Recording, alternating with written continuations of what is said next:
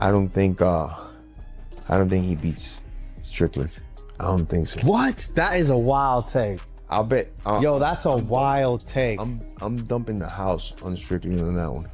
That's a wild take. I will put $1 million on Sean Strickland when he fights Khamzat. You have obviously made the case for the Khamzat fight. I feel like it's probably one of the biggest fights in the division. Yeah, no, I mean, nobody who wants to see two little go-fuckers go at it. You want to see a real fucking American fight this little Chechen fucking whore in American soil. This is a fight that needs to happen. Yeah, I hate to spoil it for you. I don't think you're going to get on the White House card. I mean, dude, who knows, dude? You know, I mean, you never know, dude. Maybe I got to go hang up on Epstein or some shit. I guarantee, dude. Chimaev would go to a fucking island. That motherfucker's going all day long. That dirty little fucker. But you guys trained together and you choked him out a few times, right? We did spar a lot before, but that's why he's so mad. Fair enough. Right, middleweight. What are we thinking of middleweight? 2026. Who's middleweight Khamzat? I don't think anyone's going to beat Khamzat. I agree. Don't think anyone's going to beat I mean, I know there's Imavov, but I think Khamzat just... The entire middleweight division is about to explode. Khamzat Chimaev versus Sean Strickland is happening May 9th at UFC 328 in Newark, and the trash talk has already reached nuclear levels. But here's what nobody's telling you about this fight.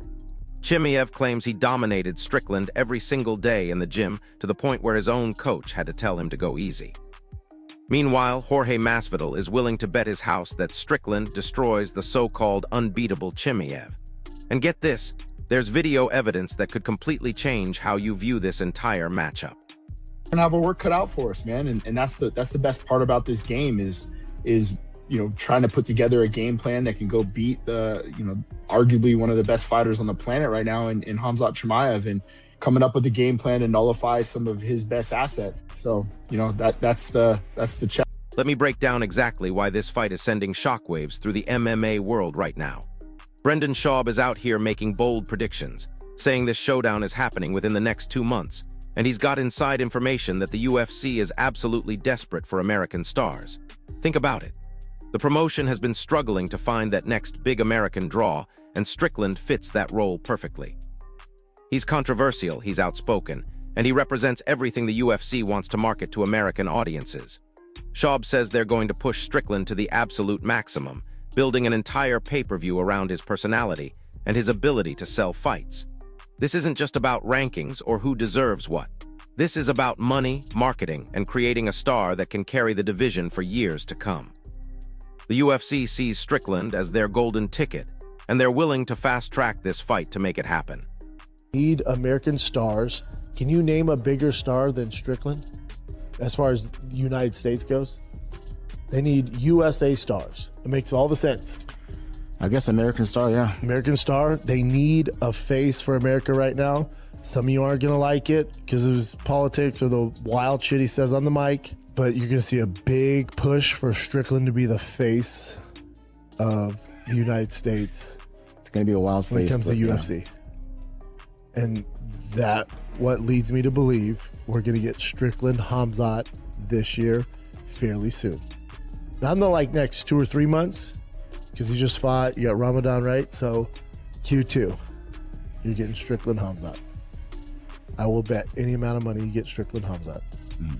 It makes sense. It just makes sense. But here's where things get absolutely wild.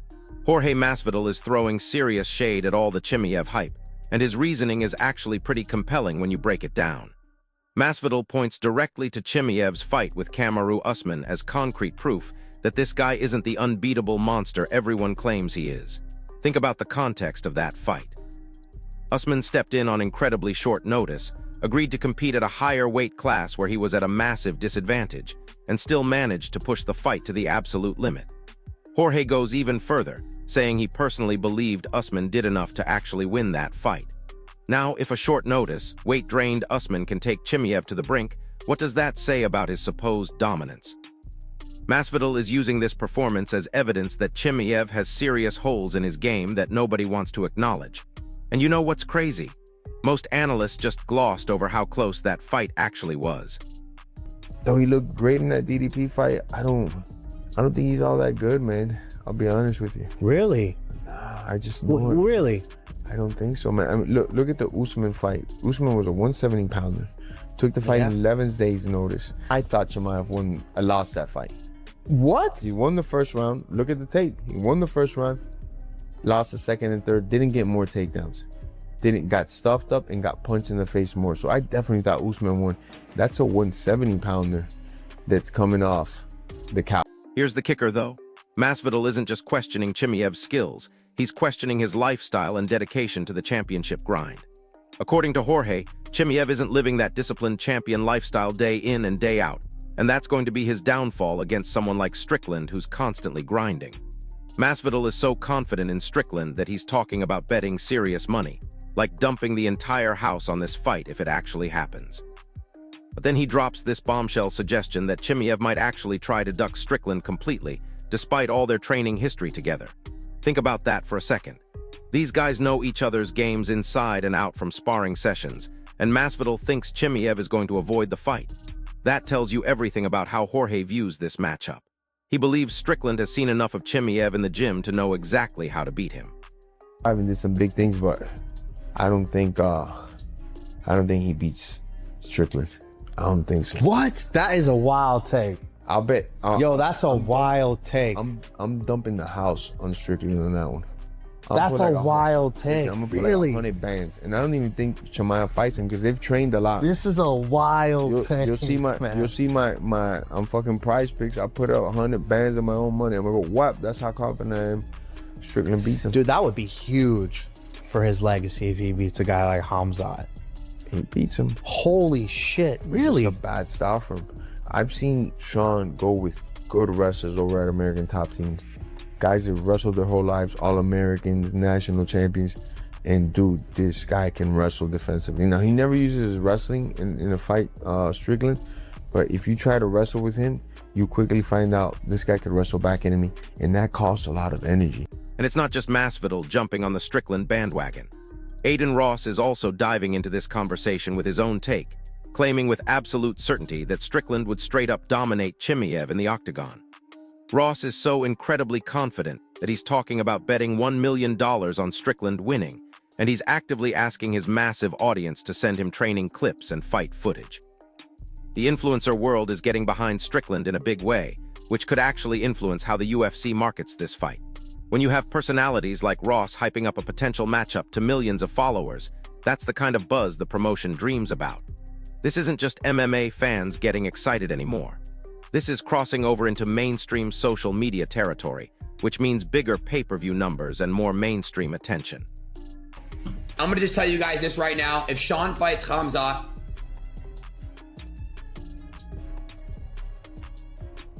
Sean wins.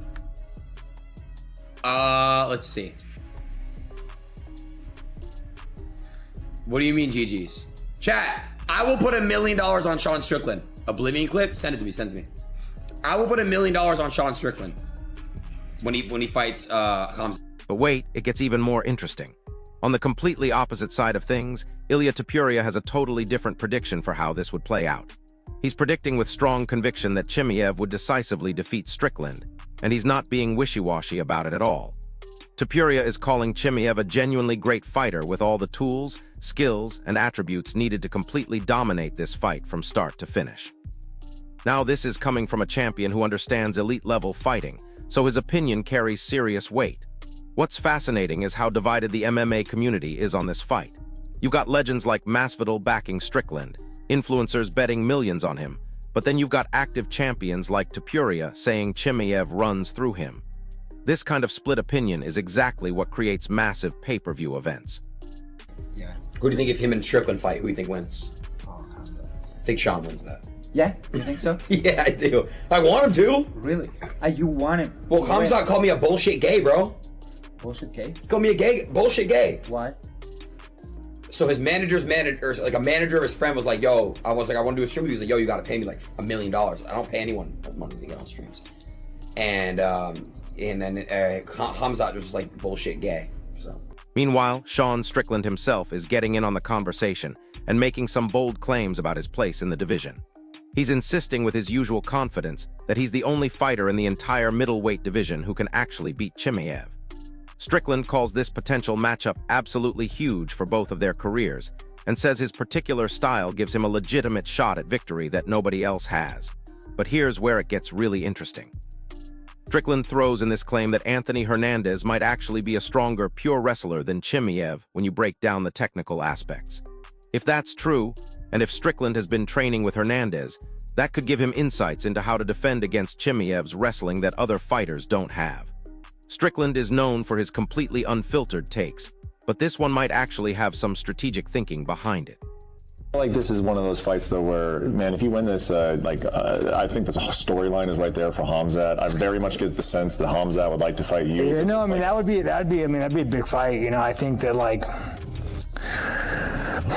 I think I'm probably the only one that could beat Chimaev. I honestly think Fluffy's a better wrestler than Chimaev. Like, I think pace-wise, style-wise, I think over 5 rounds, Fluffy's probably a better, but then stand-up, I think Chimaev might take him to a stand-up decision. So, I don't know, man. It's kind of weird what the UFC did with Chimaev. You brought a guy in that fights once a year who's like Madonna, who probably gets how much money does that dictator give him on the table? Like, the guy doesn't need to fight, dude. He's best friends with a warlord, he doesn't need to fight. Dude gets gifted G-Wagons. So you have somebody who, he's just gonna sit on that belt and wait until they force him to fight. And then, he wanted to fight Nasser Dean or... Now listen to this part, because this is where the real drama starts. Chimaev responds directly to all of Strickland's claims, and he's making it crystal clear that he's absolutely ready to step into that octagon and prove why he remains the most dangerous fighter in the middleweight division. But Chimaev doesn't just issue generic tough guy statements. He goes completely nuclear on Strickland in this heated exchange, claiming that he dominated him in the gym literally every single day when they trained together. We're talking complete domination to the point where his own coach had to step in and tell him to go easy on Strickland because it was getting out of hand. Think about that for a second. If this is true, it means Strickland was getting worked so badly in sparring that coaches felt bad for him. But Chimaev doesn't stop there. He completely dismisses Strickland's whole tough guy persona, calling his entire macho act completely fake and manufactured for the cameras. He said that you're terrible for the division and he's the only guy out there to beat you. What do you say to that? What I should say, this guy always talks so much. We'll see. So you guys trained together and you took chokes him out a few times, right? We did do this part before, but that's why he's so mad. Well, this guy choked him out as well. Yeah. Sounds like I'm talking a lot of shit about Sean. I'm not. Now Sean gonna talk about backing him good. Okay. And get this, there's actually a strategic breakdown of how to beat Chimaev coming from Strickland's corner. Eric Nixick, Strickland's coach, is laying out the detailed game plan, and it's focused specifically on disrupting Chimaev's wrestling system and planting seeds of doubt in his mind throughout the fight. Nixick explains that by interrupting Chimaev's chain wrestling sequences and forcing him to constantly restart his attacks from scratch, they can seriously challenge his confidence and make him second-guess his approach. The key is defending takedowns super aggressively, making them exhausting to attempt, and making Chimaev pay a heavy price physically for every single takedown he goes for. This is actually brilliant strategy because Chimaev's entire game is built on momentum and overwhelming opponents with his wrestling pressure. If you can disrupt that rhythm and make his takedowns costly, you might be able to keep the fight standing where Strickland has a real advantage. Ask that guy who was beating you up every day in the gym, huh? So, how many times I saw meet that guy? How many times I beat him up? He went to his coach, man. He went to his coach, please tell the guy, man, go easy, go easy. And the guy going with this different, he said, I went crazy with the guys who was going 166 or this shit, man. He's lying, man. He's lying. He trying to, he say, I'm this, I'm that. I'm against the game. He's trying to be some macho, man. You're not macho, man. When I punch you hard, you went to your coach and said, please tell the guy, go easy. No, fuck off, man. What are you talking about? I beat you up. Was running for me. I been in his home, man. I been in his gym. nobody never comes to my gym and trying to beat me up, you know. But here's something that's been flying under the radar. Strickland is not holding back in his criticism of Chimaev's activity level, and he's making some valid points about how championship fights should work. Strickland calls out Chimaev for completely stalling the entire middleweight division with his frustrating inactivity and lack of consistent competition. Think about it. Having a champion who only competes maybe once a year keeps that title frozen while other contenders are stuck waiting around. Strickland makes the point that, from a financial perspective, chasing the title is actually way less profitable than taking fights consistently and staying active throughout the year. And then he really goes in by calling out Chimaev's repeated pattern of mysterious injuries that seem to pop up conveniently whenever he's scheduled to face top competition. If you look at Chimaev's recent history, there's definitely a pattern of fight cancellations due to various health issues. Whether that's legitimate or strategic is up for debate, but it's definitely affecting how fans and fighters view his commitment. It's kind of cool to get a chance to potentially be the first ones to beat Khamzat, especially when he's so dominant. Yeah, all of the above. I mean, we're going to have our work cut out for us, so we know that. But you know, really, like if we can shut some of that stuff down and make him doubt on any of these routes that he's on, especially when it comes to the ground game, he's very systematic. If we can disrupt some of those, the kind of the chain wrestling that he puts together, and make him restart and put some doubt in his mind, I think that's where we have to be successful. And not only that, is when you defend those takedowns and if and when you defend them, making them pay for it, not, you know, telling them like, hey, if you're going to come in here, you're going to have to pay a price for that. So there's a lot of things I think that we can apply, and especially with our ideologies here at Extreme Couture and the way that we do our. Here's where things get even crazier. Daniel Cormier is jumping into the conversation with expert analysis that could change everything we think we know about Chimaev's future. DC genuinely believes that Chimaev could successfully compete at light heavyweight if he wanted to make that jump, and his reasoning is based on actually seeing Chimaev train in person. Cormier notes that watching him in training sessions, Chimaev already appears absolutely massive in terms of his frame and muscle mass. But here's the specific evidence that convinced DC. He watched video of Chimaev sparring with Kalo Rountree, who's a legitimate light heavyweight, and Chimaev's back looked absolutely massive in that footage. He looked like a full-size 205-pound fighter standing right there. Then DC watched another video of Chimaev sparring with Luke Rockhold, a big middleweight and former champion, and Chimaev matched him physically in every way. When you watch the striking exchanges with Rountree, Chimaev genuinely looks like he's winning those exchanges, holding his own against a high-level light heavyweight striker. This could be huge for the division because if Chimaev moves up to light heavyweight, it opens up the middleweight title picture completely. Oh, I don't know, man. It's kind of weird what the UFC did with Chimaev. You brought a guy in that fights once a year who's like Madonna, who probably gets like, you know, I mean, how much money does that dictator give him on the table? Like, the guy doesn't need to fight, dude. He's best friends with a warlord. He's just going to sit on that belt and wait until they force him to fight. But yeah, no, the middleweight division, man, like from a pure money perspective, you would make more money not fighting for the belt than you would fighting for the belt. Say Chimaev goes and fights Nasruddin in 6 months. Well, let's say Chimaev sprains his pinky like he normally does. Now he takes another year off. So it's like you're off for 2 years. The belt isn't even like, it's not even in my brain anymore. I didn't even think about it. Like I'll make significantly more money just fighting. You say, hey, you want to wait a year and a half and like not fight, or just keep fighting and fighting good guys and maybe taking an L? I'll just go fight good guys, maybe take an L, and I'll triple my pay. Not just say Fluffy beats me and like, you know, Fluffy want you for a title fight. Well, I mean, he's gonna fight Nasruddin in probably what, 6 months?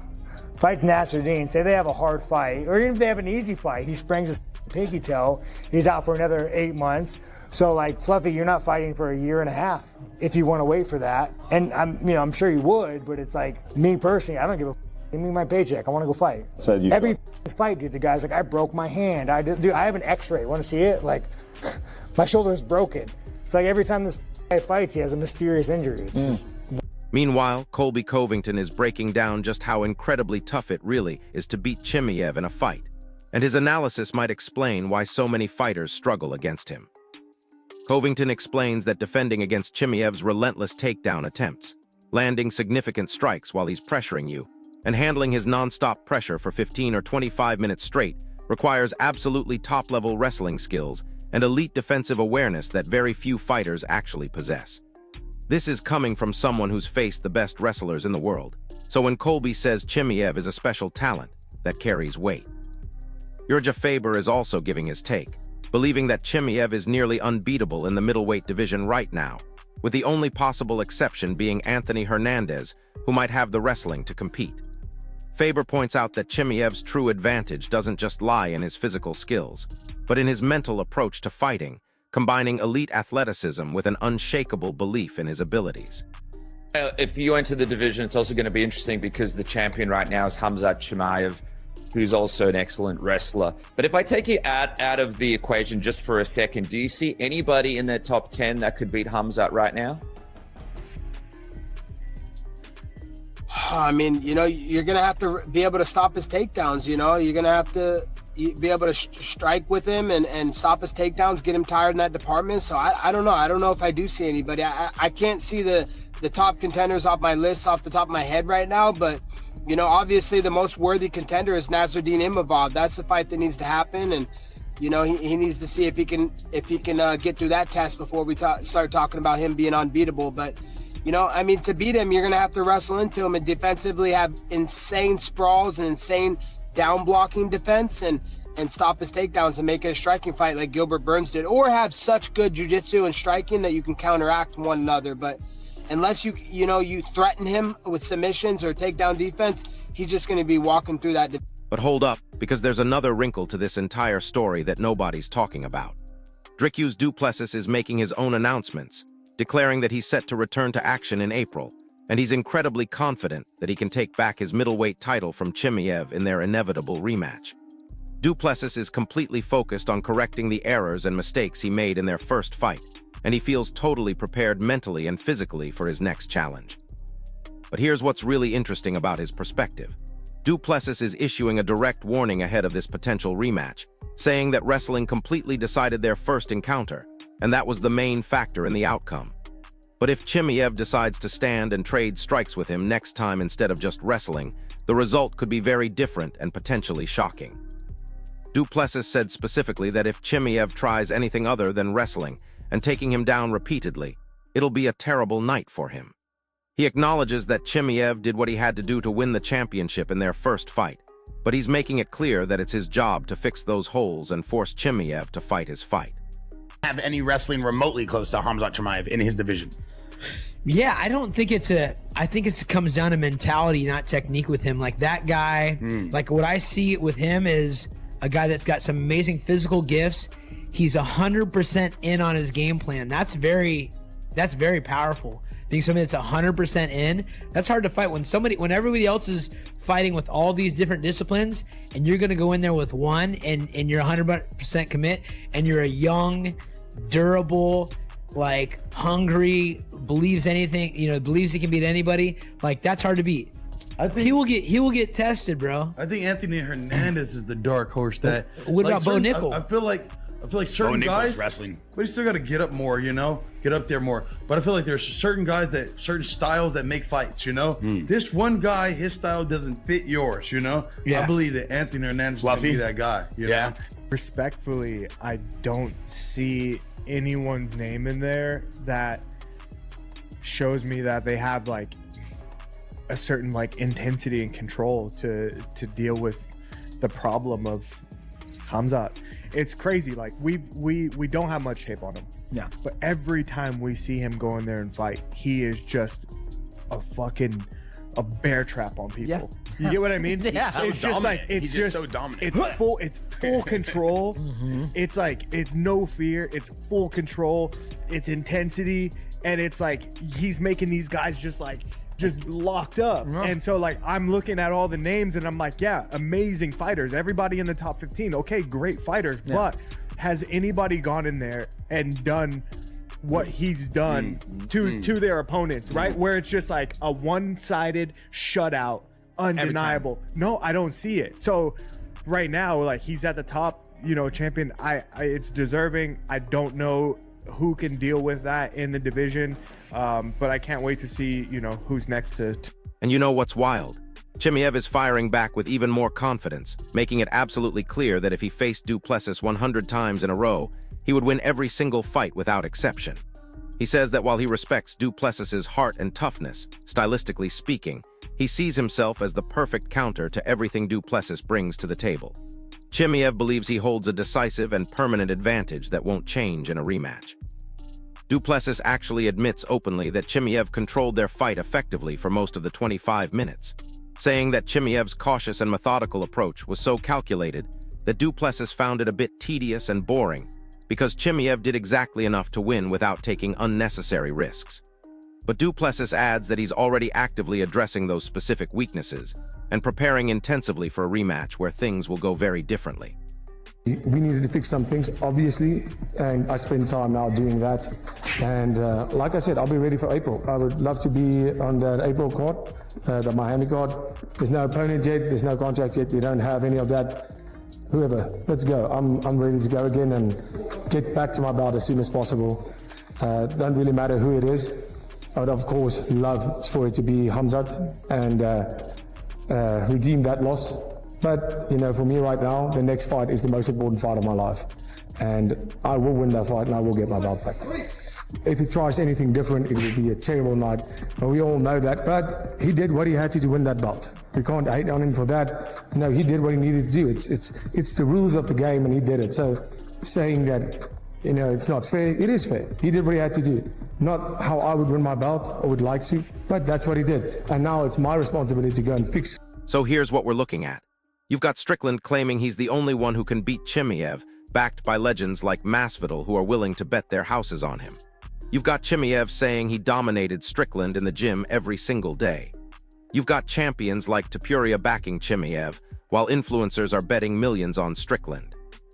Meanwhile, Du Plessis is waiting in the wings for his rematch, and experts are debating whether Chimaev should even stay in the division or move up to light heavyweight.